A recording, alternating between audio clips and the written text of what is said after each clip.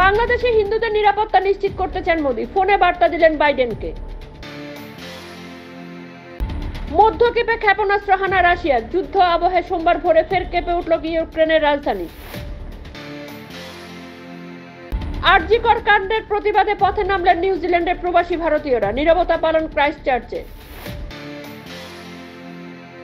বাস থেকে যাত্রীদের একে একে নামিয়ে গুলি বৃষ্টি, পাকিস্তানে হত কমপক্ষে 23।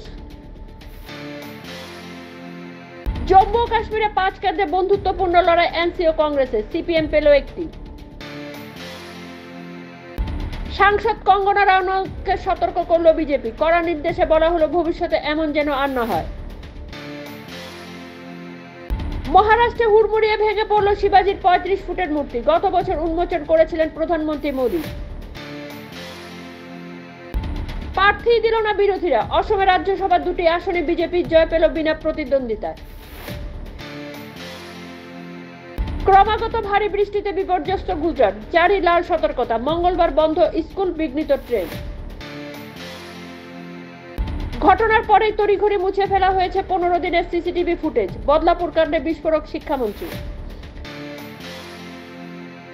বিভাজন মানেই ধ্বংস, বাংলাদেশের উদাহরণ দিয়ে এবার ঐক্যের বার্তা দিলেন যোগী আদিত্যনাথ। ছুটি কাটাবেন ভোটারেরা, হরিয়ানায় তাই নির্বাচন পিছনের দাবি বিজেপির, কংগ্রেস বলল হারার ভয়। 44 জনের তালিকা বাতিল করে কাশ্মীরে 15 প্রার্থীর নাম জানালো বিজেপি, প্রার্থী ঘোষণা আজাদেরও। বেআইনিভাবে সীমান্ত পেরিয়ে ঢুকেছিলেন ভারতে, ত্রিপুরায় ফের ধরা পড়লেন 5 বাংলাদেশি।